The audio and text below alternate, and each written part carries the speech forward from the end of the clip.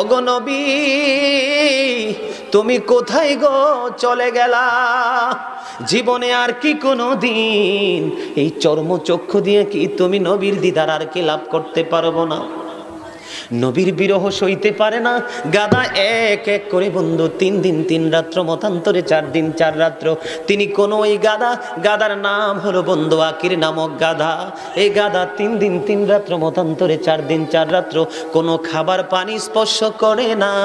তিনি কোনো খাবার পানি স্পর্শ না করে 3 দিন 3 রাত্র, মতান্তরে 4 দিন 4 রাত্র পরে বন্ধু গভীর সমুদ্রে ঝাঁপ দিয়ে জীবন দিয়ে দিয়েছে। নবীর বিরহ সইতে পারে না, যেমন করেছিল বন্ধু বেলাল যখন আমার নবী বন্ধু বেলাল যখন আমার নবী যখন চলে গেল রে, বেলাল নবীর বিরহ সইতে পারে না বন্ধু। বেলাল মসজিদে নববীতে আজান পর্যন্ত যায় না রে। সাহাবীরা যখন প্রশ্ন করেছিল, বেলাল উত্তর দিয়েছিল, আমি যদি আজান দেই রে, আমার নবী কি আজান শুনে আসবে? জোরে জোরে বলেন না সুবহানাল্লাহ। বন্ধু দুনিয়ায় নবী কদম দিয়ে বলেছে, রব্বি হাবলি উম্মতি, রব্বি হাবলি উম্মতি। এবং যেদিন পৃথিবী থেকে বন্ধু চলে যাবে, আজরাইল যখন আসলো, আজরাইলকে ডাক দিয়ে বলল, আজরাইল রে, আমার আল্লাহ আমাকে পাঠাইছে আমাকে নিয়ে যাওয়ার জন্য। ও আজরাইল, তুমি কথা দাও আমি চলে যাওয়ার পরে আমার উম্মতের জামিন কে হবে? তখন আমার আল্লাহ সঙ্গে সঙ্গে জিব্রাইলের মাধ্যমে খবর পাঠিয়ে দিয়েছে, আমার হাবিবের উম্মতের জামিন আমি আল্লাহ নিজে হয়ে গেলাম। আমার হাবিবকে আমি কথা দিয়ে দিলাম। বন্ধু নবী আর একটা দরখাস্ত করেছিল সেদিন। নবী বলেছিল, আল্লাহ আমি আরেকটা প্রশ্নের জবাব জানতে চাই গো। কাল কিয়ামতের দিন আমি নবীর উম্মতের আমল নামার খবর যেন অন্য কোন নবী জানতে না পারে। আমার আল্লাহ কথা দিয়েছে, আমি আমার হাবিবের উম্মতের আমল নামার খবর অন্য কোন নবীকে জানতে দিব না। বন্ধু বুঝতে হবে, যারা সচ্চা আশিকে রাসূল নবীর প্রেমিক তাদেরকে নবী উম্মত বলে স্বীকার করবে রে। যারা নবীকে ইনকার করে, নবীর সম্মানকে ইনকার করে, নবী কোনদিন উম্মত বলে স্বীকৃতি দিবে না। হযরতে আলী রাদিয়াল্লাহু তাআলা আনহু তিনি বলে দিয়েছেন, আমি একদিন মক্কায় আমার নবীর সঙ্গে সফরে বের হয়েছি। সফরে যখন বের হলাম, আমি দেখলাম নবীর ডানে বামে যত গাছপালা তরুলতা আছে, নিচে যত পাথর টুকরোগুলো আছে রে, আমি নিজেই শুনেছি, আমি আলী নিজে শুনেছি আমার নবীকে সকল পাথরগুলো, কীট পতঙ্গগুলো, গাছপালা তরুলতা নবীকে সালাম দিয়েছে, আসসালামু আলাইকা ইয়া রাসূলুল্লাহ। সে নবীর সাথে প্রেম করতে হবে, নবীকে মহব্বত করতে হবে, কারণ এটা আমরা ইমানদার হিসাবে আমাদের জন্য ফরজ। নবীকে ভালোবাসা ফরজ, আর নবীর সাথে কুফরি করা, গোস্তাকি করা, নবীর সম্মানকে খাটো করা, এটা বন্ধু আমাদের জন্য কুফরি। এই জন্য নবীকে বন্ধু ভালোবাসতে হবে যদি আমরা 100% ইমানদার হতে চাই। হাদিসে কুদসিতে এসেছে, আল্লাহ রাব্বুল আলামিন জানিয়ে দিয়েছে, আমি যা কিছু সৃষ্টি করেছি পৃথিবীর বুকে রে, আমি যা কিছু সৃষ্টি করেছি আমার হাবিবুল্লাহর চাইতে সুন্দর করে কিছু সৃষ্টি করিনি। আমি যা দিয়েছি আমার হাবিবের মাধ্যমে, আমি জানি আমার হাবিবের মাধ্যমে কাল কিয়ামতের দিন বান্দা নামাজ, রোজা, হজ, যাকাত এগুলো ছাড়ার কারণে, অন্যায় অত্যাচার জুলুম বেবিচার করার কারণে যত বেশি জাহান্নামে যাবে, তার চেয়ে বেশি যাবে আমার হাবিবের সাথে বেয়াদবি করার কারণে। হাদিসে কুদসিতে এসেছে বন্ধু, এটা আমার কথা না, এটা আমার কথা না রে বন্ধু, হাদিসে কুদসি থেকে কালেক্ট করা বন্ধু। এই জন্য হযরতে আলী রাদিয়াল্লাহু তাআলা আনহু বলেছে, ওয়ান আলী রাদিয়াল্লাহু তাআলা আন্না রাসূলুল্লাহ সাল্লাল্লাহু আলাইহি ওয়াসাল্লাম ক্বালা মান সাব্বা নাবিয়্যা ফাকতুলহু ওয়া মান সাব্বা সাহাবী ফাদরিবহু। নবীকে যারা গালি দিবে, নবীকে যারা বকা দিবে, নবীর আজমতকে যারা ছোট করবে, উম্মতদেরকে অর্ডার দেওয়া হয়েছে তোমরা তাদেরকে কতল করে ফেলো। আর আমাদের দেশে একটু বিরিয়ানি দিলে, 500টা টাকা দিলে, সুন্দর একটা জামা কিনে দিলে, বাড়ির সামনে দিয়ে ড্রেসিং করতে টাকা না, একটু জায়গা ড্রেসিং করে দিলে, নবীর বিপক্ষে যত কথাই বলুক আপনি তার সাথে লেহাজু মেনটেন করে বন্ধু চলেন।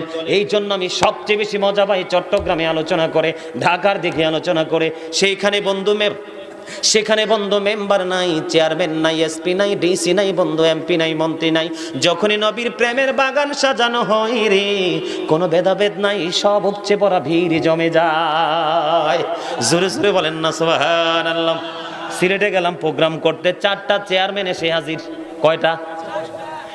কয়েক মানে এক একটা থানায় কি হয়, এক একটা উপজেলায় একটা চেয়ারম্যান হয়, এরকম 4টা উপজেলা থেকে 4টা চেয়ারম্যান আসছে। সিলেটে কিছুদিন আগে গিয়েছিলাম দিনে প্রোগ্রাম। বন্ধু এটা বলার কারণ হলো রে, এটা হয়েছে শুধুমাত্র প্রেমের কারণে, ঠিক কিনা বলেন? এটা শুধু মহাব্বতের কারণে। সিনায় যদি মহাব্বত থাকে সকল কিছুর চাইতে বন্ধু দামি। এই জন্য বলছি ইমানকে টেকসই করতে হবে। ও বন্ধু, ইমানকে মজবুত করতে হবে। ইমান যদি টেকসই না হয় আপনার আমার আমল কিন্তু কবুল হবে না। একটু আগে আলী সম্পর্কে আমি বলেছি, আল্লাহর হাবিব সরকার দো জাহা তিনি বলেছেন বন্ধু, আনা মাদিনাতুল ইলমি ওয়াদিউন বাবুহা। রাসূল বলেছেন, I am a city of education, the gate of that city is Ali. নবী বলেছেন, আমি হলাম শিক্ষার শহর, আর সেই শহরের দরজা হলো আমার আলী। তাহলে আলীর জবানের কথা সত্য না মিথ্যা? সন্দেহ করলে ঈমান থাকবো নি। এরা কত দামি জানেননি? ওরা চর্মচক্ষু দ্বারা দেখেছে, অন্তরের চক্ষু দ্বারা দেখেছে, এবং অন্তরে নবীর প্রতি অগাধ বিশ্বাস ভালোবাসা ছিল রে। এই জন্যই তাদেরকে সাহাবা বলা হয়। এখন যদি আমরা নবীর জন্য জীবনটাও দিয়ে দেই, আমাদের নামের আগে সাহাবা শব্দ যুক্ত করা যাবে না, এটা আমাদের জন্য অবৈধ। জোরে জোরে বলেন ঠিক না বেঠিক? ইমানকে মজবুত করতে হলে নবীকে মহব্বত করতে হবে, তার পাশাপাশি নবীর পরিবারকেও মহব্বত করতে হবে, কারণ নবীর পরিবারের মহব্বতও আমাদের জন্য ফরজ। বলে হুজুর দলিল চাই, আল্লাহর হাবিব সরকারে দো জাহা তিনি তোনার পবিত্র জবান মোবারক দিয়ে তিনি বর্ণনা করেছেন। বন্ধু এতগুলো কথা বলতেছে কেন? ইমান নিয়ে কথা বলছে কেন? কারণ নবীর বিলাদত, নবীর মিলাদ, নবীর আগমন নিয়ে আমাদের দেশে বন্ধু অনেকরা না বুঝে বিভিন্ন তর্ক বিতর্ক করে, ঠিক না বেঠিক? নবীর মিলাদকে অস্বীকার করতে পারবো? মিলাদ মানে জন্ম, আগমন, বেলাদত, এটা অস্বীকার করলে ঈমান থাকবো রে ভাই? কথা বলেন, ঈমান থাকবো? এটা নিয়ে অ্যাঙ্কার করে বিভিন্ন রকম করে আমি তাদেরকে বকা দিব না, শুধু বলবো তাদের সেন্স বুদ্ধির অভাব। বন্ধু একটুখানি বলতে চাই, আপনাদেরকে মহাব্বত করে একটুখানি শুনবেন, কিছুক্ষণের মধ্যে মাহফিলটা শেষ হয়ে যাবে। হয়তোবা বন্ধু আজকের এই মহাব্বত কিয়ামত পর্যন্ত জিন্দা থাকতে পারে। রাসূল বলেছেন বন্ধু, ফাতেমাতু সাইয়্যিদাহু নিসাই আহলিল জান্নাহ। হাদিস শরীফের মধ্যে এসেছে, mother Fatema is the leader of females in জান্নাহ। মা খাতুনি জান্নাত, জান্নাতে সকল মুমিনাদের লিডার, সরদারিনী হবে। আপনার মা, চাচি, জেঠি, খালা, ফুফু আছে না? নবীকে মহব্বত করে, নবীর পরিবারকেও মহব্বত করে, তাদের লিডার হবে কাল হাসরের দিন। রাসূলের কলিজার টুকরা যাকে নবী উম্মে হাবিবা বলে ডাকতেন, তার মানে আল্লাহর বন্ধুর মা বলে তিনি ডাকতেন, ওই মা ফাতিমা আমাদের মা, চাচি, জেঠি, খালা, দাদু, ফুফু মহিলা সদস্যদের লিডার হবে জান্নাতে। জোরে জোরে বলেন সুবহানাল্লাহ।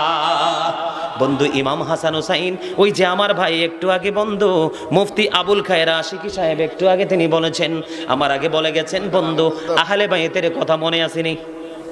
একটু আগে তিনি ছোট্ট করে একটু বলেছেন হুসাইন এবং ইয়াজিদের কথা।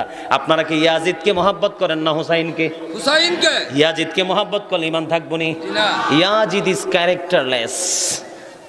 ইয়াজিদ ছিল চরিত্রহীন। দিনের বেলা বানর নাচাইতো, রাতের বেলা মদ খাইতো, আর নর্তকীদেরকে দিন আচর আশের বসাতো। তার উপদেষ্টা ছিল একজন ইহুদি, শারজুন বিন মানসুর রুমি। একটা বেঈমান কখনো মুসলমানের বন্ধু হতে পারে? এই মেয়ে আমি বলিনি, আল্লাহ কোরআনে বলেছে, ইন্নাল কাফিরিনা কানু লাকুম আদুওয়াম মুবিনা, the heretics are the eternal enemy of the believers. বেঈমান কাফেররা হচ্ছে আমরা ঈমানদারদের প্রকাশ্য শত্রু। বলছে কে? তো একজন থেকে মুসলমান ছিল না মুনাফিক ছিল? কি ছিল? মুসলমান নামী মুনাফিক ছিল রে। ও বন্ধু, তারা ইয়াজিদের পক্ষে বাংলাদেশে অনেক আলেম আছে, কথা বলে আমার আফসোস লাগে, দুঃখ লাগে, তাদের অ্যানালাইসিস অবজারভেশন বোঝার ভুল। বন্ধু আল্লাহর হাবিব বলেছেন, রাসূল বলেছেন, আল হাসান ওয়াল হুসাইন সাইয়্যিদা শাবাবি আহলিল জান্নাহ। রাসূল বলে দিয়েছেন, ইমাম Hasan and Husain are the leader of younger people in Jannah. জান্নাতে সকল যুবকদের ইমাম হবে, লিডার হবে রাসূলের কলিজার টুকরা ইমাম হাসান হুসাইন। মজার খবর না? এখন দাদা, বুড়ো দাদা যারা আছে এরা বলবে, হুজুর তো যুবকদের কথাই না কইছে, আমরা বুড়ার আগে ফালানি গেছি। কি মনে মনে ভাবতে দাদা আসলে চিন্তা এটাই করতেছে যে হুজুরে কইতেছে যুবকদের লিডার হবে আর আমরা বুড়ারা কি ফালানি গেলাম। না রে বন্ধু না, এই দুনিয়ার মধ্যে একটা বৈষম্য, একটা ডিস্টেন্স থাকে। যেমন 5 বছর, 10 বছর, 15 বছর, 20 বছর, 30 বছর, 30-40 মাইনাস হলে বার্ধক্যের দিকে দাবিত হয় এ বুড়ো হয়ে গেছে, ঠিক না ঠিক? এরকম আছে না নাই? ও বন্ধু, এরকম কত কিছু আছে রে। কিন্তু বন্ধু, তুমি যখন কবরে যাবা ঈমান ও আমল নিয়ে, প্রেম নিয়ে, ভালোবাসা নিয়ে, তখন বুড়া জোয়ান থাকবে না, জান্নাতি সবাই একরকম হয়ে যাবে 30 বছরের নওজোয়ান। ঈমান যখন মজবুত থাকবে, আল্লাহ কিয়ামতের দিন বলবে ও গো টু প্যারাডাইস, জান্নাতে চলে যাও। আর যদি বন্ধু ঈমান মজবুত না থাকে রে, নামাজ পড়তে পড়তে, কোরআন তেলাওয়াত করতে করতে জীবন মাইনাস করে দাও, কোনো লাভ হবে না। কারণ আল্লাহ কোরআনে বলেছে ইউদিল্লু বিহি কাসীরা ওয়া ইয়াহদি বিহি কাসীরা। আল্লাহ কোরআন দিয়ে কাউকে হেদায়েত দান করেছে, তার মানে জান্নাতি, আবার কাউকে পথভ্রষ্ট করে গোমরা করে দিয়েছে জাহান্নামী। আপনাকে মনে রাখতে হবে, আপনি ঈমান নিয়ে কোরআন পড়েন না, ঈমান ছেড়ে কোরআন পড়ে, ঠিক না বে ঠিক? নামাজ পড়তে পড়তে, রোজা রাখতে রাখতে, কোরআন তেলাওয়াত করতে করতে জীবন শেষ করে দিবেন, কিন্তু ঈমানে ঘাটতি আছে, নবীর মহব্বতে ঘাটতি আছে, নবীর আহলে বাইতের মহব্বতে ঘাটতি আছে। আপনার এই আমলগুলো বন্ধু কাজে লাগবে না, এটা আমি বলছি না। ইয়া আইয়ুহাল্লাযিনা আমানু লা তারফাউ আসওয়াতাকুম ফাওকা সাওতিন নবী। আল্লাহ বলেছেন ঈমানদারগণ, তোমরা আমার হাবিবের কণ্ঠস্বরের উপর তোমাদের কণ্ঠস্বর উঁচু করিও না। যদি করো, মনের অজান্তে সব আমল ধ্বংস হয়ে যাবে। কি করবেন এখন? আগে কি? ঈমান চিন্তা করতে হবে। ঈমানটা কি কাজ করলে ঈমানটা চলে যাবে, কি কাজ করলে ঈমান বিনষ্ট হয়ে যাবে। ঈমানের ক্ষেত্রে কিন্তু আমাদেরকে একদম সচেতনভাবে ভূমিকা পালন করতে হবে। বন্ধুরে আমার, বলবো ওয়াজ কি ভালো লাগে? আরো জোরে বলেন। নবী গো তোমার ভালোবাসায় পাপ মুছে যায়, বলেন নবী গো তোমার ভালোবাসায় পাপ মুছে যায়। ইয়া নবী ইয়া নবী ইয়া নবী ইয়া নবী ইয়া নবী ইয়া নবী, নবী গো তোমার ভালোবাসায় জান্নাত পাওয়া যায়। বিআন্না লাহুমুল জান্নাহ, বিআন্না লাহুমুল জান্নাহ, বিআন্না লাহুমুল জান্নাহ, বিআন্না লাহুমুল জান্নাহ। ইয়া নবী ইয়া নবী ইয়া নবী ইয়া নবী ইয়া নবী ইয়া নবী। মারহাবা মারহাবা। নবীর মহাব্বতে গুনাহ মাফ হয় না? জি। নবীর মহাব্বতে জান্নাত পাওয়া যাবে না? যাবে 100% কনফিডেন্সলি বলতে পারবো, ঠিক কিনা বলেন? বন্ধুরে আমার, বলতেছিলাম, ও বন্ধু একটু হৃদয়ের জানালা খুলে শোনেন। ঈমান যে নবীর মিলাদকে বিশ্বাস করতে হবে, অস্বীকার করলে বন্ধু আপনার ঈমান চলে যাবে। রাসূলের ফুফু সুফিয়া রাদিয়াল্লাহু তাআলা আনহা তিনি বলেছেন, মা আমিনার ওদর থেকে যখন নবী পৃথিবীর বুকে কদমটা বাড়িয়ে দিল, নবী পৃথিবীতে বন্ধু, দুনিয়ার সন্তান আমরা এসেছি মায়ের ওদর থেকে আগে মাথা, কি আমাদের এসেছে আগে মাথা, নবীর এসেছে আগে এই দুইটা বরকতময় কদম। আমরা এসে করেছি ওয়া ওয়া, আর নবী এসে বলেছে রব্বি হাবলি উম্মতি, রব্বি হাবলি উম্মতি। ওগো আল্লাহ, আমার উম্মতগুলোকে আমার হাওলা করে দাও। বন্ধু সুফিয়া রাদিয়াল্লাহু তাআলা আনহা ডেকে ডেকে বলছে, রে আমার নবী যখন পৃথিবীর বুকে কদম দিল, কয় মা আমেনার উদর থেকে যখন আমার রাসূল কদমটা বাড়িয়ে দিল, আমি ছেলে হয়েছে না মেয়ে হয়েছে এটা দেখার জন্য যখন যাইতেছিলাম, যখন কাছাকাছি গেলাম, হঠাৎ করে আমি নজর দিয়ে চাইয়া দেখলাম আল্লাহ রাব্বুল আলামিন এমন একটা কুদরতি নূরের চাদর পৃথিবীতে পাঠিয়ে দিল, নবীর নিচের অংশটা ঢেকে ফেলেছে নূরের টুকরো এসে। আমরা কেউ নবীর লজ্জাস্থান দেখতে পাইনি। জোরে জোরে বলুন না সুবহানাল্লাহ। আগমন করলো, গোটা কুল কায়নাত নূরের আলোতে আলোকিত হয়ে গেল। আলোকিত হয়ে যাওয়ার পরে তিনি বলতেছেন, আমি নজর দিয়ে দেখলাম আকাশের তারাগুলো পৃথিবীর এত বেশি নিকটবর্তী হয়েছে। ফাতেমা বিন সুলাইমান তিনি ডেকে ডেকে বলতেছেন, আমার কাছে মনে হয়েছে আকাশের তারাগুলো যেন এসে আমার উপর পড়বে। তারাগুলো জমিনের এত বেশি কাছাকাছি এসেছে। জোরে জোরে বলেন না সুবহানাল্লাহ। বন্ধুরে আমার, ও বন্ধু, ইসমাইল আলাইহিস সালামের মা হাজেরা নবীর আগমনে হাজির জান্নাত ছেড়ে। ঈসা নবীর মা মরিয়ম, শীষ নবীর মাতা মা হাওয়া জান্নাত ছেড়ে এসেছে। বন্ধু, ও বন্ধু, আমরা মুসলমান, আমরা নবীর মিলাদ মানতে পারি না। এর চেয়ে বড় দুঃখজনক আর কিছুই হতে পারে না, ঠিক কিনা বলেন? আমি বলবো চিন্তার অভাব, বিবেকের অভাব, অথবা পড়াশোনার যথেষ্ট ঘাটতি আছে, ঠিক না বে ঠিক? মা আমেনা বলেছে, রাসূল যখন কদমটা পৃথিবীর বুকে বাড়িয়ে দিল, পূর্ব পশ্চিম উত্তর দক্ষিণ পুরো প্রান্তর আলোকিত হয়ে গেল। আমি মক্কা থেকে সিরিয়ার শাহী মহল দেখতে পেয়েছি, নবীর নূরের আলোতে এতটাই ক্লিয়ার ছিল।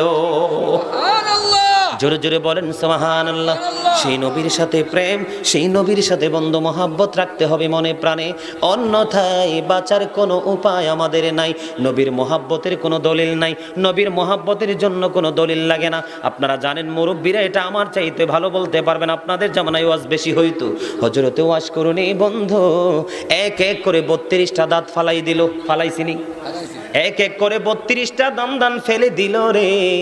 ও বন্ধু, আবু বকর, উসমান, হযরতে ওমর এবং আলী, তারা 4 জন সাহাবী ছিল, নবীর বিশিষ্ট প্রিয় ছিল।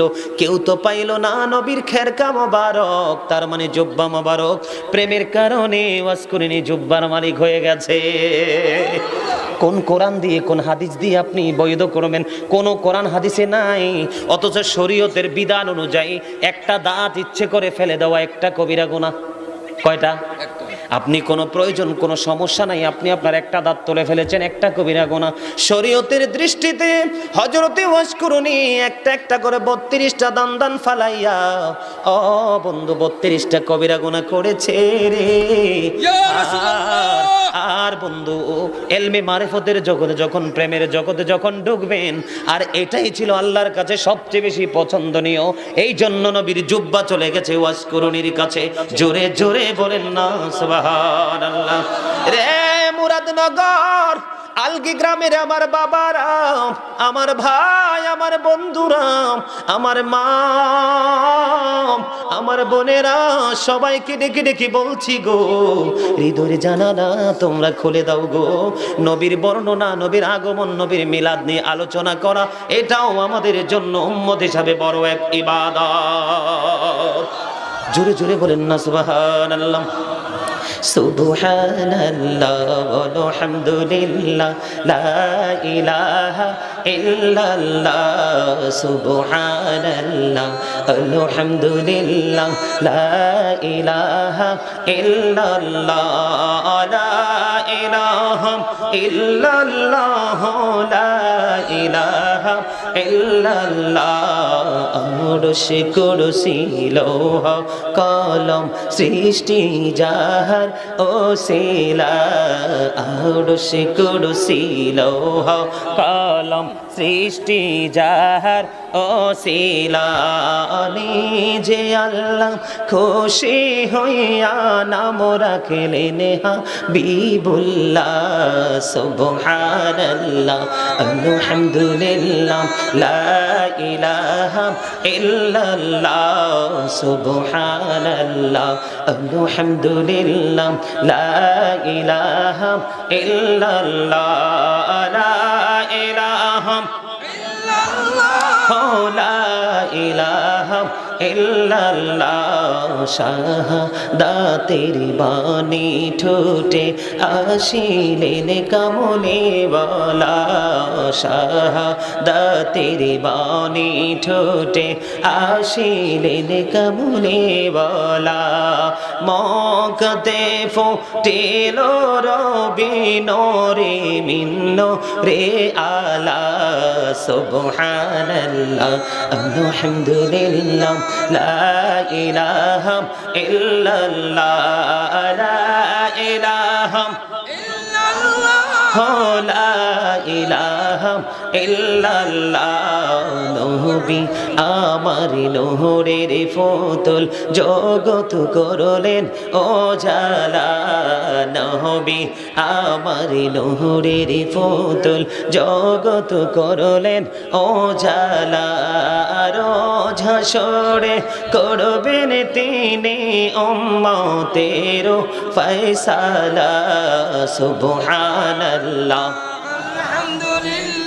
লা ইলাহা ইল্লাল্লাহ সুবহানাল্লাহ আলহামদুলিল্লাহ লা ইলাহা ইল্লাল্লাহ লা ইলাহা সবাই লা ইলাহা লা নামের সাথে নাম মিশাইয়া যারে আল্লাহ পাঠাইলা নামের সাথে নাম মিশাইয়া যারে আল্লাহ পাঠাইলা নে যে আল্লাহ দোস্ত বলে তাহার প্রেমে মজিলা সুবহানাল্লাহ আলহামদুলিল্লাহ লা ইলাহা ইল্লাল্লাহ লা ইলাহা লা ইলাহা ইল্লাল্লাহ আরশে কুরসি লৌহ কলম সৃষ্টি যাহার ওসিলা আরশে কুরসি লৌহ কলম সৃষ্টি যাহার ওসিলা বলেন নিজে আল্লাহ খুশি হইয়া নাম রাখলেন হাবিবুল্লাহ সুবহানাল্লাহ আলহামদুলিল্লাহ লা ইলাহা ইল্লাল্লাহ লা ইলাহা লা ইলাহা ইল্লাল্লাহ সুবহানাল্লাহ আলহামদুলিল্লাহ লা ইলাহা ইল্লাল্লাহ মুহাম্মাদুর রাসূলুল্লাহ সাল্লাল্লাহু আলাইহি ওয়াসাল্লাম জোরে জোরে বলুন আলহামদুলিল্লাহ সবাই একটু মহব্বতে পড়ুন আলহামদুলিল্লাহ সমস্ত প্রশংসা কার আরো জোরে তো এটা করতে যে কৃপণতা করে সে আল্লাহর প্রিয় হতে পারবে কখনো অল প্রাইজ ইজ টু আল্লাহ সমস্ত প্রশংসা কার জন্য আল্লাহর জন্য ঠিক কিনা বলেন আরো জোরে বন্ধুরে আমার বলতেছিলাম নবী সম্পর্কে আগে আমাদেরকে গবেষণা করতে হবে নবী সম্পর্কে আগে জানতে হবে রে ও বন্ধু আপনারা সবাই জানেন নবী মদিনায় থাকা অবস্থায় 27টি যুদ্ধ করেছেন এর মধ্যে সবচেয়ে হৃদয় বিদারক হলো উহুদের যুদ্ধ বন্ধু উহুদের ময়দানে গিয়ে দেখেছি রে ও বন্ধু নবীর স্মৃতি চারণ করার জন্য যখন মদিনাতুল মুনাওয়ারায় কদম দিয়েছি নবীজির যখন নুরানি সবুজ গম্বুজের দিকে যখন চোখটা গেছে বন্ধু কলিজা ফেটে কান্না এসেছে রে তখন মনে হয়েছে সাহাবাই কেরাম কেন না নবীর জন্য জীবন দিয়েছে বন্ধু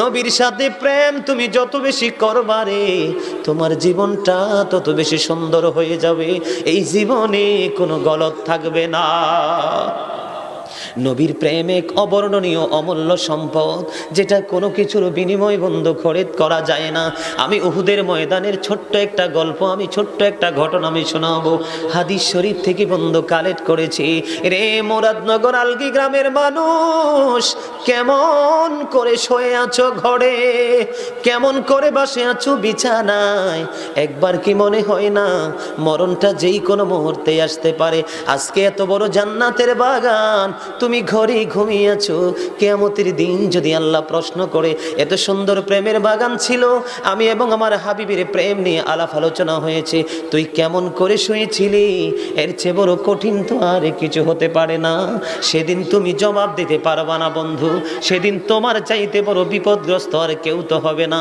আরে বন্ধু মানুষের রক্ত খাওয়া হারাম এমন একজন সফরে গিয়ে বন্ধু আজমিরে গিয়ে দেখেছি গাদা গাদার পিঠে অনেক মাল তারা তুলে দিয়েছে, সেটা মনের আনন্দে হেঁটে হেঁটে গন্তব্যে পৌঁছে দিচ্ছে। বন্ধু, গাদা হলো আমাদের কাছে একটা নিকৃষ্ট প্রাণী, এটার কোনো গ্রহণযোগ্যতা নাই, ঠিক না বেঠিক?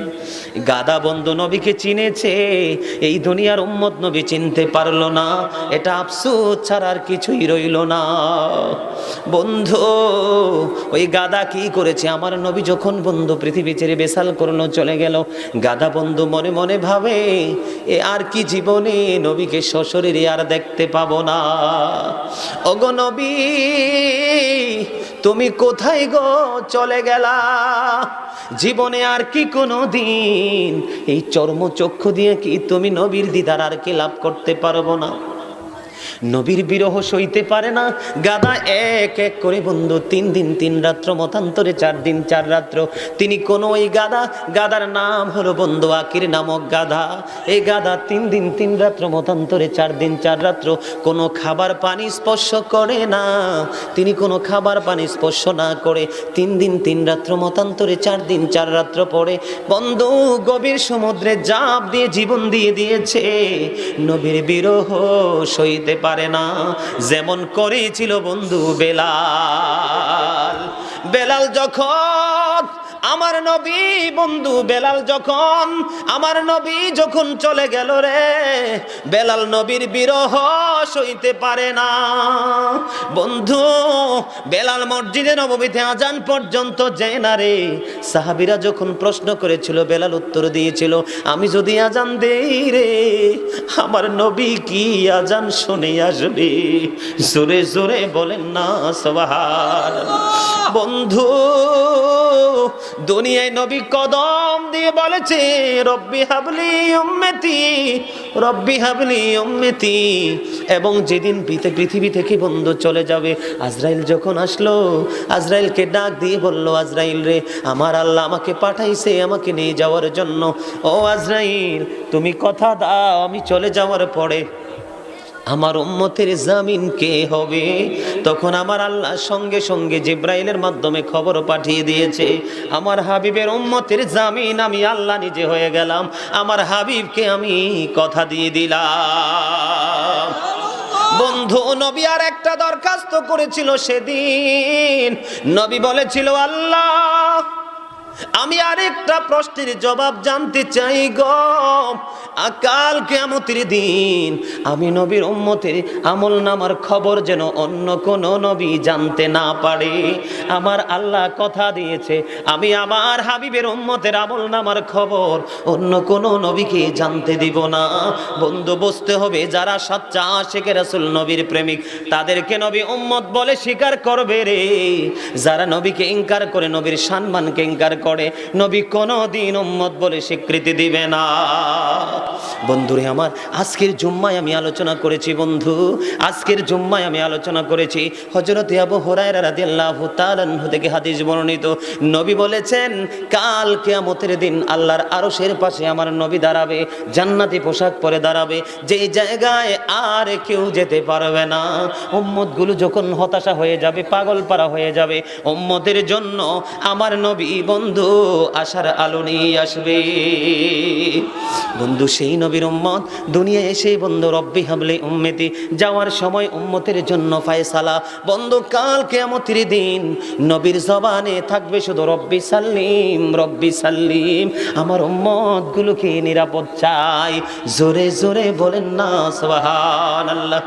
বন্ধুরে আমার, এই যে আকির নামক গাদার কথা বললাম বন্ধু, এখন নবীর শানে কত আলাপ হয়, নবীর প্রেমের কত গল্প হয়, আমরা এতটা ব্যস্ত, এতটা বিজি, ওই এত ব্যস্ততার কারণে আমরা নবীর প্রেমের আসরে আসতে পারি না। ঠিক কিনা বলেন? আরো জোরে বলেন, ঠিক না বে ঠিক? আরেকটু মহাব্বতে বলেন, ঠিক না বে ঠিক? আপনারা তো ভুল করছেন, কর্তৃপক্ষ ভুল করছেন। আমরা হয়তো আল্লাহ রাসূলের গোলাম, পথে পথে থাকি, রাত দিন নাই, আমরা কোনো ঠিক ঠিকানা নাই, পথে পথে ঘুরি। ওনারা তো ভিআইপি পারসন, অনারেবল পারসন, ওনারা তো সবসময় একটু আরামের মধ্যে থাকে। এটা আপনাদের মাথায় রাখা উচিত ছিল। এটার জন্য আসলে একটা পানিশমেন্ট দেওয়া দরকার। ঠিক কিনা বলেন? উচ্চমানের মেহমানকে ইনভাইট করবেন, তার জন্য উচ্চমানের রিসিপশন এবং তার জন্য উচ্চমানের সম্মান ও ব্যবস্থা রাখতে হবে। বন্ধুরে আমার, আপনারা কি আলোচনা শুনবেন আর একটু? আমি কিন্তু আলোচনা কিছুক্ষণের মধ্যে বন্ধু গুছিয়ে ফেলবো। বন্ধু, আরেকটা প্রেমের গল্প আমি আপনাদেরকে শোনাবো। সবচেয়ে বড় নিকৃষ্ট হলো আমাদের কাছে কি? সাপ। আমরা কি সাপকে কেউ ভালোবাসি? কথা বলেন আপনারা বাবার আমার। এখানে যারা আছে চেয়ারম্যান সাহেব দেখেন, সবগুলো ওয়াজের প্রেমিক, সবটি মুরব্বী। ফলাফাইন দেখেন আস্তে আস্তে কিন্তু আউট হয়ে গেছে, ঠিক না? আমি সবসময় একটা কথা বলি কি জানেন, বর্তমানে সবসময় আমি একটা কথা বলি, সে কথাটা হলো এই প্রজন্মের ইয়াং তরুণ তরুণীদের অন্তর হলো হিংসা, বিদ্বেষ, আত্মগরিমা এবং নোংরামিতে ভরা। আর আমার যে চাচা, বাবা, দাদারা আছেন, তাদের অন্তর কিছু তো আছেই ব্যতিক্রম, তবে ম্যাক্সিমামই হচ্ছে আল্লাহ আল্লাহ রাসূলের প্রেমে ভরা। ঠিক কিনা বলেন? আরে যে ঠিক না? তবে যুবকরা যে সবাই খারাপ এরকম না। আমি যখন ঢুকি, দুইটা ছেলে আমার কাছে আসছে, আয়সা বলে, হুজুর আপনার কাছে একটা রিকোয়েস্ট, আপনি একটু বেশি করে মহব্বত করে জিকির করবেন, আমি আপনার একজন পাগল ভক্ত। আলহামদুলিল্লাহ বলেন। আসলে সব জায়গায় প্রেম আছে, আবার দুশ্মনীও আছে, ঠিক না ঠিক? বন্ধুরে আমার এই বিষয়গুলো আপনারা একটু মাথায় রাখবেন। গাধার কথা জীবনে আর কোনোদিন এই ওয়াজটা শুনছেননি? শুনছেন? বন্ধু, আজকে আপনাদেরকে আরেকটা রহস্যময় প্রেমের খবর শোনাবো।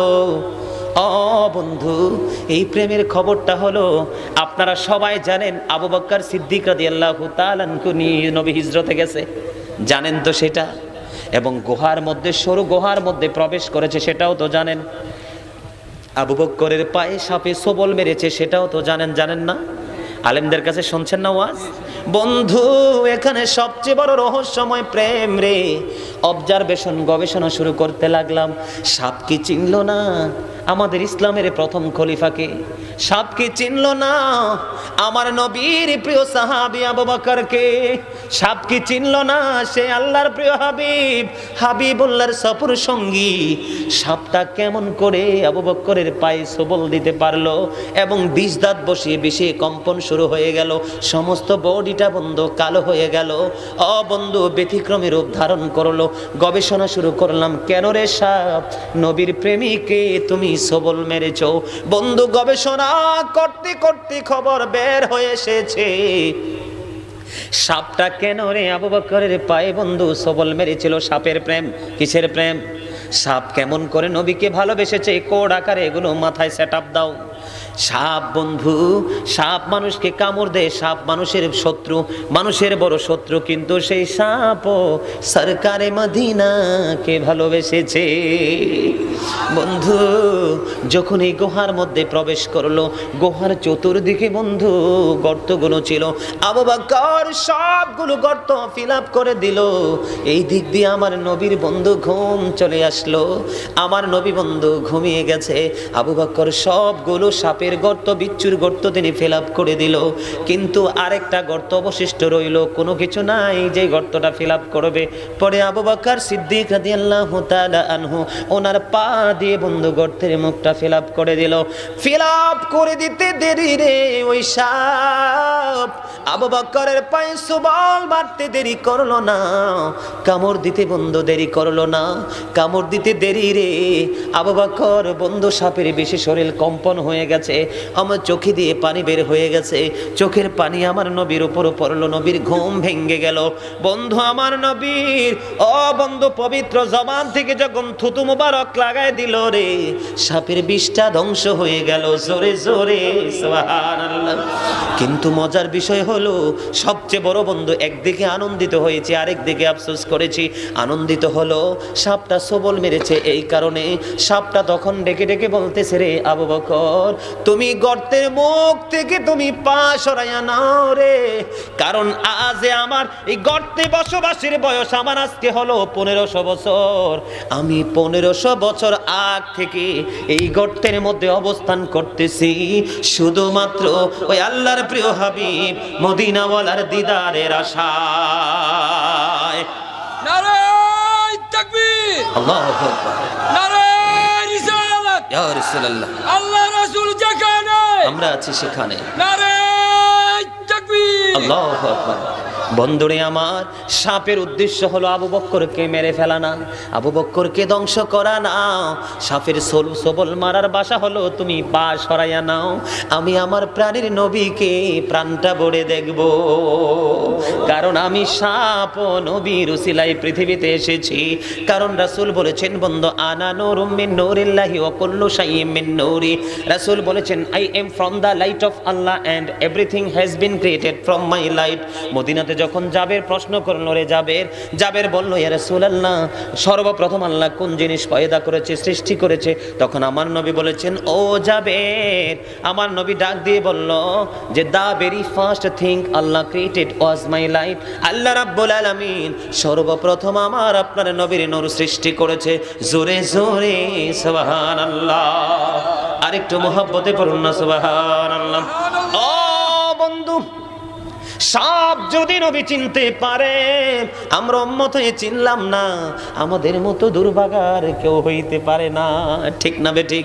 আপনারা জানেন কিনা জানি না, মসজিদে নববীতে এখনো পর্যন্ত প্রেমের স্মৃতি হিসাবে বন্ধু একটা মরা খেজুর গাছ এখনো আছে, যার নাম হলো উস্তুনে হান্নানা।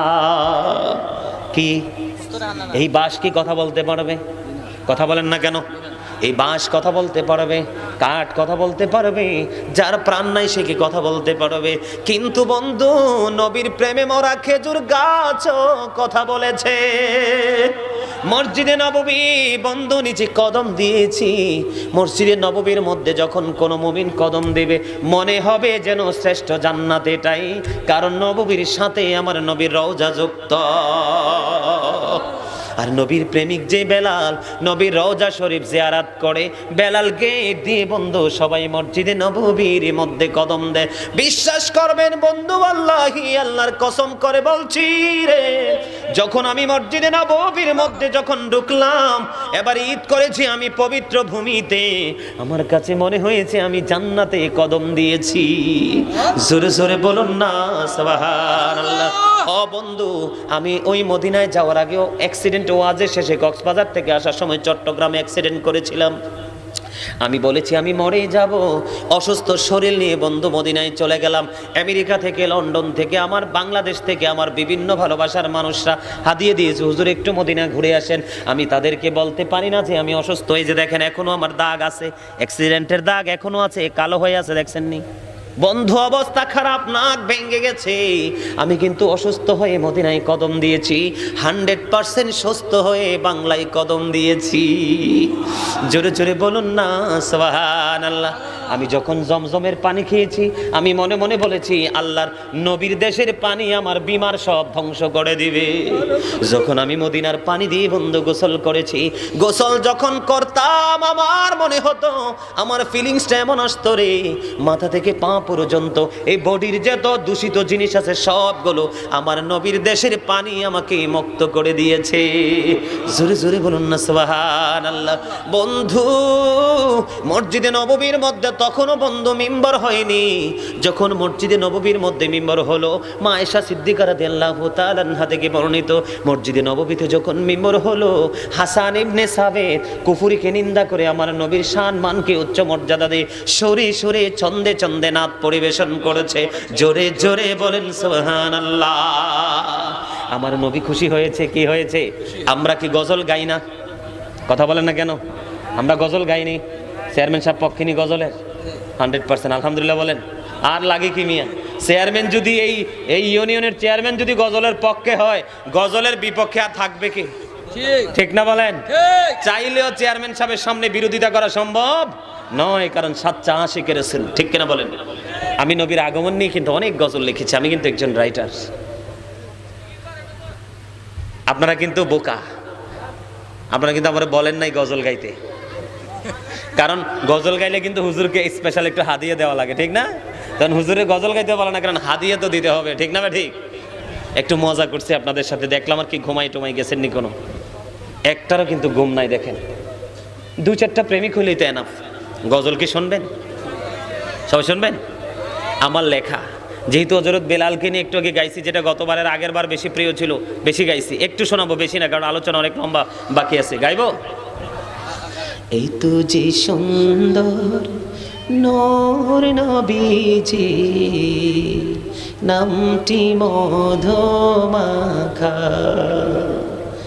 এত যে সুন্দর নূর নবীজি নামটি মধুমাখা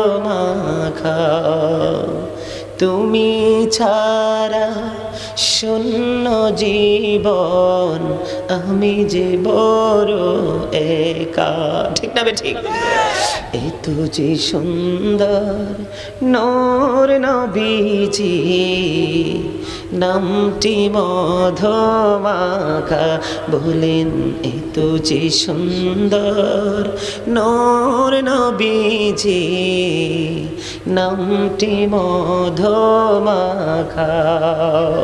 তুমি ছাড়া শূন্য জীবন আমি যে বড় একা প্রেমিকী ছিলেন হাবুশির বেলাল চেহারা তার কালো হৃদয় জুড়ে ছিল গো রাসূল তোমার প্রেমের আলো বলেন প্রেমিকী ছিলেন হাবুশির বেলাল চেহারা তার কালো হৃদয় জোরে ছিল গো রাসূল তোমার প্রেমের আলো নবীর প্রেমের ইতিহাসে এই নামটি আছে লেখা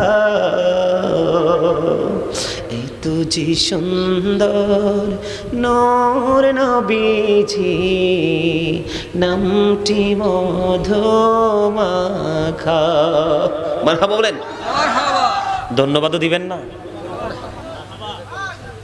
লেখা ভাই শিক্ষিত সবাই হতে পারে জ্ঞানী হতে পারে না ঠিক কিনা বলেন আবার জ্ঞানী পৃথিবীতে এমনও আছে সে প্রাতিষ্ঠানিকভাবে শিক্ষা অর্জন করে নাই ঠিক কিনা বলেন সকল জ্ঞানী কি প্রাতিষ্ঠানিক শিক্ষিত আবার সকল প্রাতিষ্ঠানিক শিক্ষিত কি জ্ঞানী কলম ধরতে প্রেম লাগে কি লাগে রাইটিং প্রফেশনে যারা এসেছে তারা আল্লাহর খাস রহমতে এসেছে ঠিক কিনা বলেন আরে জোরে আরেকটু মহব্বতে আমার মন চাই যে শুধু তোমায় দেখিতে আমার মন চাই যে শুধু তোমায় দেখিতে বলেন আমার মন চাই যে শুধু তোমায় দেখিতে ও প্রিয় নবী দেখার লাগে পাগল মনটা দেখা দাও না রে আমার মন চাই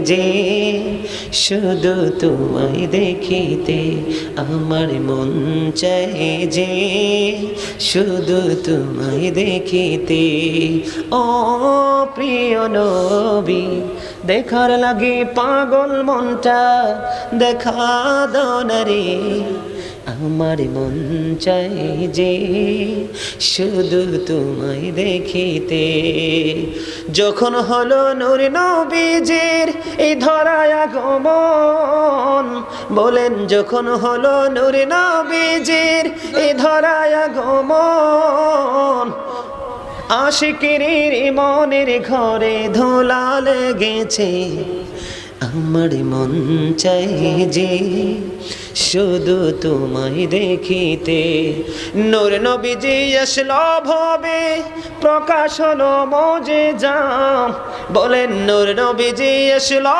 ভবে প্রকাশ হলো মুজিজা পারস্যের রাজপ্রাসাদের গম্বুজ ভেঙেছে পারস্যের রাজপ্রাসাদের পাথর খসেছে আমার মন চাই যে শুধু তোমায় দেখিতে মারহাবা এই গজল যদি চট্টগ্রামে যা গাইতা পুরো পুরো প্যান্ডেল আওয়াজে মুখরিত করে দিত জোরে জোরে বলেন আলহামদুলিল্লাহ ছোট্ট একটা নবীর প্রেমের এটা আমার লেখা তো এটা তো পাবেন না এগুলো মিডিয়াতে যখন আসবে তখন আপনারা পাবেন আলহামদুলিল্লাহ আলহামদুলিল্লাহ আমি ছোট্ট করে বলে আলোচনা গুছিয়ে দিচ্ছি কারণ আমাকে কিন্তু আবার যেতে হবে বন্ধুরে আমার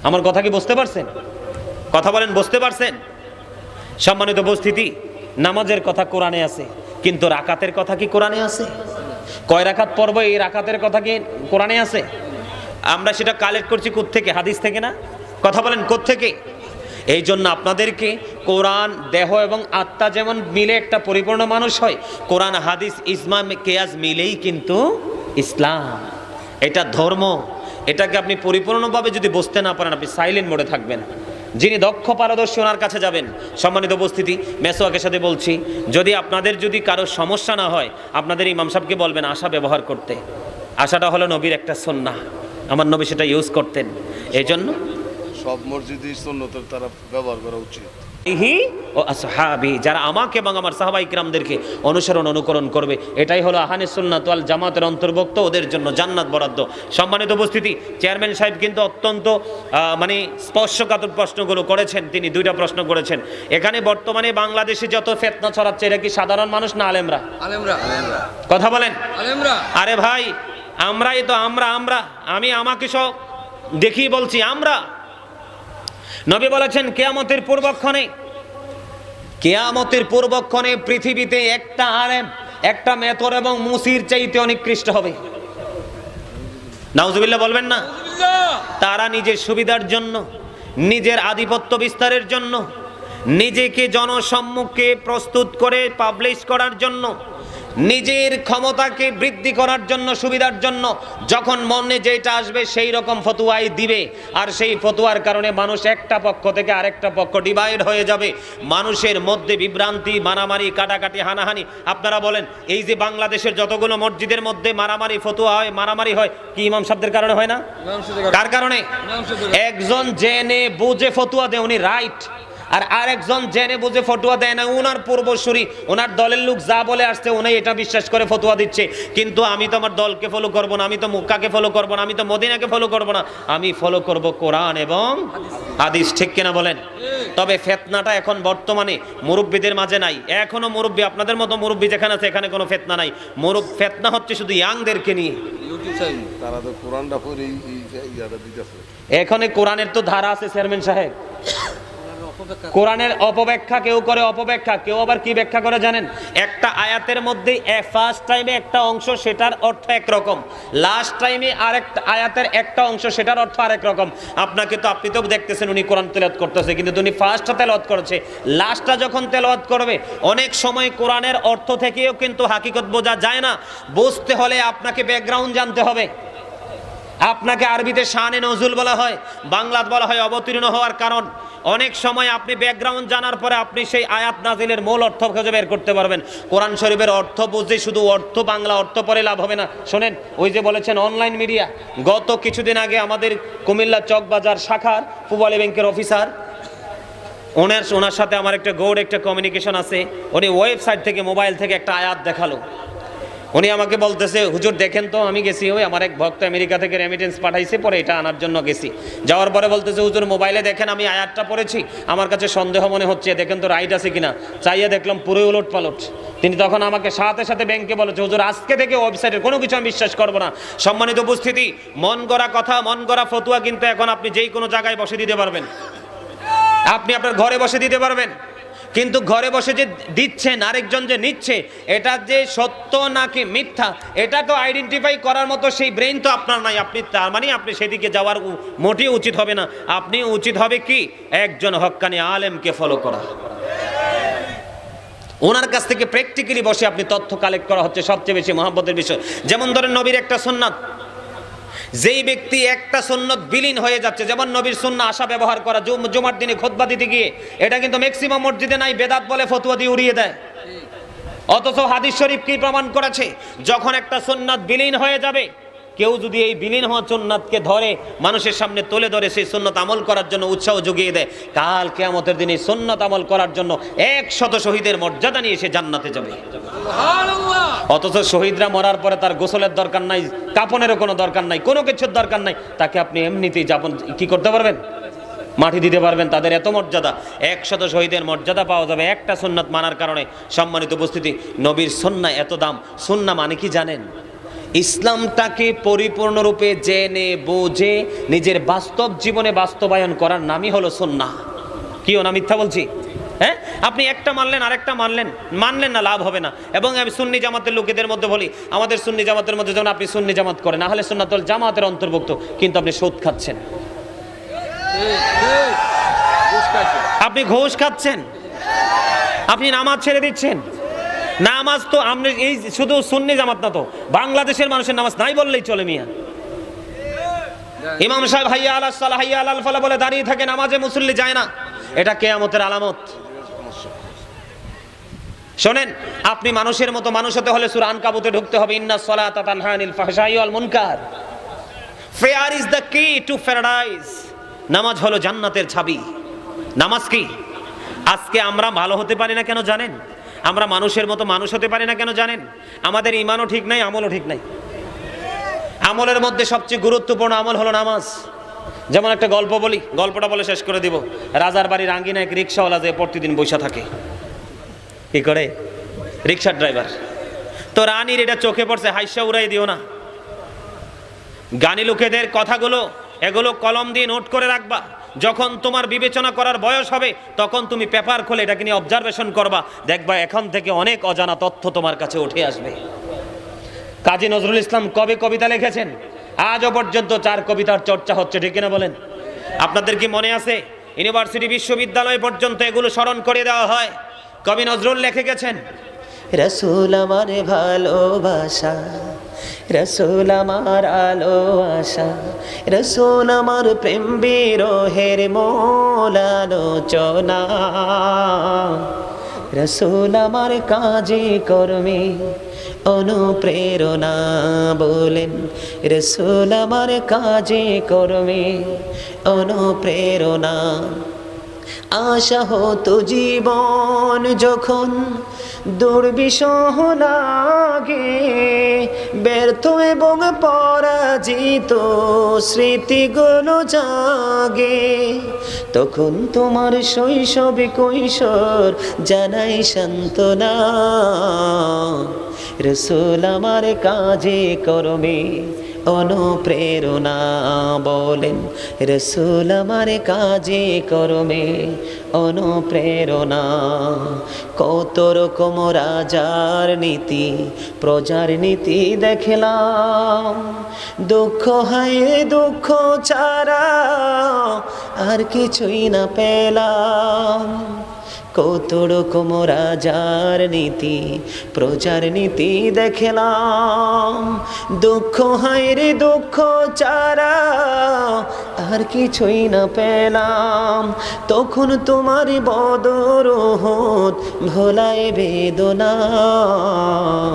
রাসূল আমার কাজে কর্মে অনুপ্রেরণা। নেতার মতো নেতা যখন পাই না কোথাও খোঁজে, কাঁদি শুধু কাঁদি আমি এই দুটি চোখ বুজে। নেতার মতো নেতা যখন পাই না কোথাও খোঁজে, কাঁদি শুধু কাঁদি আমি এই দুটি চোখ বুজে। তখন শুধু মনে পড়ে সোনার মদিনা। রাসূল আমার কাজে কর্মে অনুপ্রেরণা। বলেন, রাসূল আমার ভালোবাসা, রাসূল আমার আলো আশা, রাসূল আমার প্রেম বিরহের মূল আলোচনা। রাসূল আমার কাজে কর্মে অনুপ্রেরণা। এগুলো হচ্ছে জ্ঞানী লোকেদের বিবেচনার বিষয়। আল্লাহ যখন কোরআনের আয়াত নাজিল করছে, রাসূল যখন হাদিস বর্ণনা করছে, তোমরা যদি জ্ঞানী হও তাহলেই তোমরা উপকৃত হবে, ঠিক কিনা বলেন? তাহলেই তোমরা বুঝবে। বন্ধুরে, আমার যেটা বলতে চেয়েছিলাম, চেয়ারম্যান সাহেব নামাজের কথা বলছে, আমরা এখন কেমন নামাজি হয়েছি জানেন তো? রাজার বাড়ির সামনে যে বৈশা থাকে রিক্সাওয়ালা, তো রানীর চোখে পড়ছে, কাজের বুয়াকে বলতেছে, বুয়া ওই লোকটা প্রতিদিন আমার বাড়ির আঙ্গিনে এসে বসে থাকে, ব্যাপারটাকে একটু জেনে আসো তো।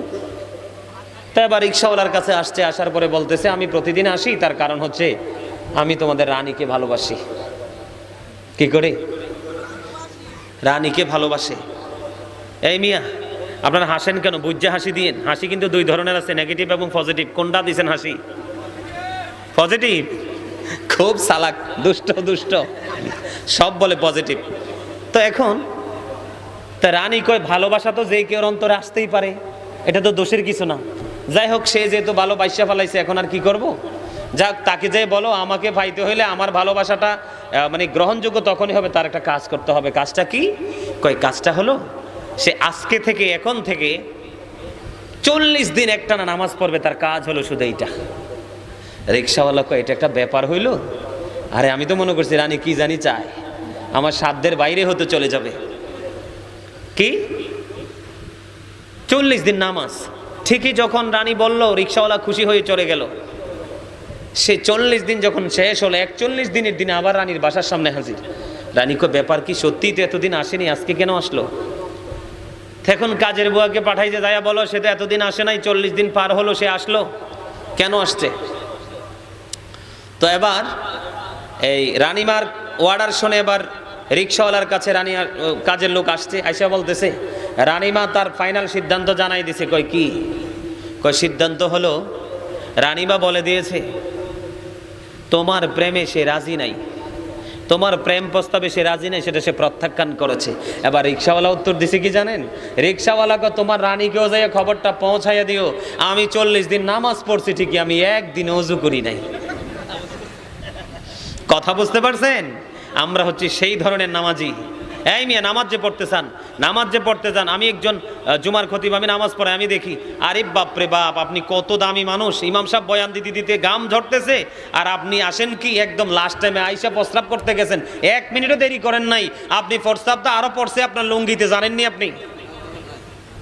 আজকের পরে চেকিং করবেন। এতদিন যে তাড়াহুড়া করে প্রস্রাব করে ওযু বানাই গেছেন, আজকের পর থেকে চেকিং করবেন। আপনি যে তাড়াহুড়ো করে গেছেন, পানি খরচ করেন না, একটু পরে যায় দেখবেন লুঙ্গিতে কয়েক ফোঁটা প্রস্রাব পড়ে গেছে। হযরতে সাদ বিন মুআজ রাদিয়াল্লাহু তাআলা আনহুর ইন্তেকালের পরে তার জানাজায় 70,000 ফেরেশতা অংশগ্রহণ করেছে। তারপরেও নবী বলেছে তার কবর আযাবের সম্ভাবনা ছিল, আমি নবী দোয়া করে দিয়েছি, তার কবর আযাব আল্লাহ বন্ধ করে দিয়েছে। তার কারণ কি? এত বেশি আমল ছিল তার, জানাজায় 70,000 আসমানি ফেরেশতা অংশগ্রহণ করেছে, এত বেশি আল্লাহওয়ালা ছিল, তারপরেও কবর আযাবের সম্ভাবনা ছিল। নবী বলেছে যে প্রস্রাব করে ভালো করে পানি খরচ করতো না, পবিত্র হতো না। খবর কি জানেন? খবর জানেন না? মনে রাখবেন, পদ্মা মেঘনা যমুনার তীরে কত ঢেউ চলে যায়, আসে না তো ফিরে, আমিও চলে যাব এমনি করে, আসবো না কভু ফিরে। বলেন পদ্মা মেঘনা যমুনার তীরে কত ঢেউ চলে যায়, আসে না তো ফিরে। ঠিক না বেঠিক? ঠিক। পদ্মা মেঘনার জোয়ার যেমন চলে যায় আর রিটার্ন করে না, আপনার আমার জীবনও কিন্তু তেমন একবার চলে গেলে আর ফিরে পাওয়া যাবে না। এই জন্য সম্মানিত উপস্থিতি, সবাই 5 ওয়াক্ত নামাজ পড়বেন। নামাজ পড়ার আগে ইমাম সাহেবের কাছ থেকে জেনে নেবেন কী কী কন্ডিশন, সেগুলো মেনে নিতে হবে। ভালো করে মা বাবার সেবা করবেন, সমাজের মানুষের দায়িত্ব পালন করবেন। যদি আপনার এবিলিটি থাকে দুঃখী মানুষের পাশে দাঁড়াবেন। মনে রাখবেন, ধনী মানুষ কিন্তু এখন বেশি পাপ করে। ধনী মানুষ কিন্তু কেউ হাত দিয়া পাপ দিয়া মুখ দিয়া কিন্তু পাপ করে। এই জন্য বলি, the rich are not always happy. ধনীরা সব সময় সুখী নয়। ব্যতিক্রম উল্টো দিকে যদি the poor are born to suffer. গরিবরা জন্মগ্রহণ করেছে দুঃখ ভোগের জন্য। এই জন্য বন্ধু, I like to study for help other. আমি আপনাদেরকে বলবো, অর্জন করেছি, আপনাদেরকে জানাবো, বোঝাবো, শেখাবো। আল্লাহ যেন আমাদের সবাইকে আল্লাহ রাসূলের প্রিয় গোলাম হিসাবে কবুল করেন। এই সকলে বলুন আমিন। কিছু বলবেন সম্মানিত